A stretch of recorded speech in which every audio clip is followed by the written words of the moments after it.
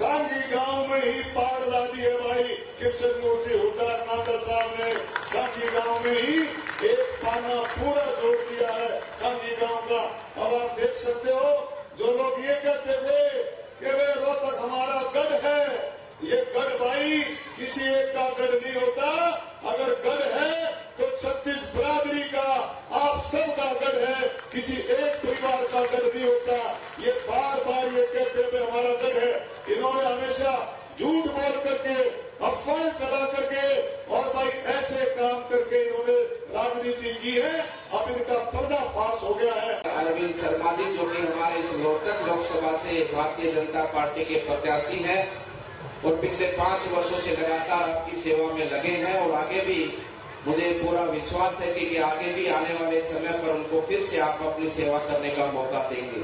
बंधुओं, आपके वोट की ताकत इतनी बड़ी है कि 500 वर्षों से भगवान रामलला का मंदिर बनाने के लिए हम सब लोगों ने निरंतर संघर्ष किया, बलिदान दिया और हम सब लोगों की एक इच्छा रहती कि कैसे न कैसे करके भगवान का मंदिर बन जाए। लेकिन वो आपकी वोट की ताकत के कारण हमारे कार्यकर्ताओं ने, हमारे नेताओं ने जनता से ये निवेदन किया और जनता का ये विश्वास दिया कि आप लोग हमें ताकत दें, हम निश्चित रूप से मंदिर बनाएंगे। आपने ताकत दी और भगवान का मंदिर भी बना और धारा 370 भी टूटी है। तो मैं क्या आप देश की जनता से ये पूछना चाहता हूँ, आपसे पूछना चाहता हूँ कि भगवान रामलला, हमारे राजा राम तो अपनी गद्दी पर विराजमान हो गए हैं, क्या अब उसकी जनता राम राज्य के सपने की साकार करने की ओर आगे नहीं बढ़ेगी? क्या उसकी जनता ये नहीं चाहती कि राजा राम के विराजमान होने के बाद में इस देश के अंदर राम राज्य की स्थापना हो और इस देश की जनता भी एक सुख के जीवन का अनुभव करे? और ये सब कौन कर पाएगा? ये सब लोग आप कर पाएंगे।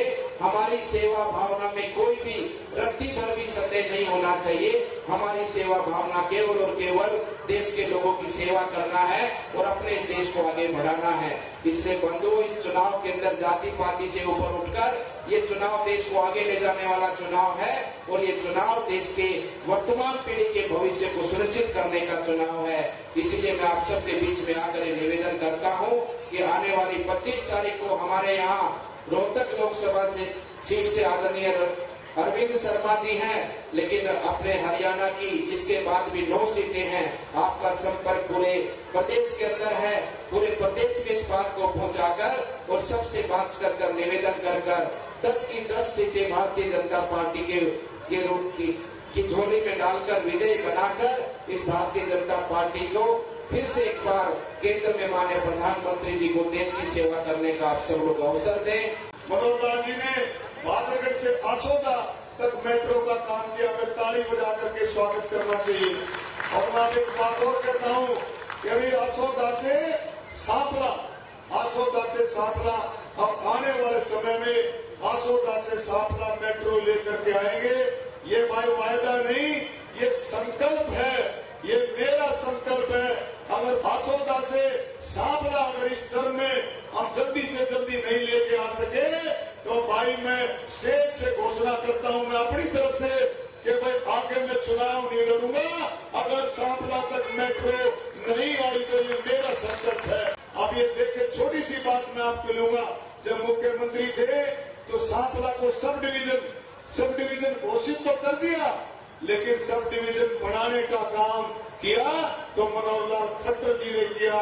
2016 में एसडीएम को बढ़ाने का काम किया, विकास रैली में एसडीएम को बढ़ाने का काम किया, सांपला में तो मनोहर लाल खट्टर ने किया। सब डिवीजन बढ़ाने का काम भी हमारी भारतीय जनता पार्टी की सरकार ने किया। आप देखो 152D KMT, आपका दिल्ली कटरा रोड, आपका सांपला ओवरब्रिज, अब छोटी छोटी बातें हैं। सांपला बेरी ये जो चौक था, कितनी कैजुअलिटी होती थी सांपले वाले इस बात को अच्छे से जानते हैं, जो सफर करते हैं इस बात को जानते हैं, लेकिन किसी के जूदर नहीं रहेंगी। इस काम को भी अगर पूरा किया तो भारतीय जनता पार्टी की सरकार ने, मोदी जी और मनोहर लाल खट्टर जी ने किया। लेकिन मैं एक बात में पूछना चाहता हूँ, आप सब भी बैठे हैं कि भाई जो भूपेंद्र हुड्डा कितने साल से एमएलए है? अभी कृष्ण मूर्ति हुड्डा जी बता रहे थे, मेरा ख्याल 33 साल से जो है राजनीति में अपने एमएलए ताकत में है। लेकिन एक बात आप पूछना जब आपके गांव में आए, आप पूछना कि भाई 2019 से 2014 से 19 और 19 से लेकर के 24 तक इन 10 सालों में कितनी बार चौधरी भूपेंद्र हुड्डा ने तलोई हल्के की बात उठाई। कोई भी मांग अगर उठाई हो तो आप पूछना कि विधानसभा में भूपेंद्र हुड्डा ने कोई तलोई हल्के की बात रखी? कोई बात न रखी। जो विकास की बात आती है तो वो सारे विकास के काम वो काम है जो जमीनों से जुड़े हुए हैं, जहाँ जमीन एक्वायर कर करके प्राइवेट बिल्डर्स को दे दी, प्राइवेट ठेकेदारों को दे दी। ऐसे ऐसे काम उन्होंने किए हैं, आप सबको पता है।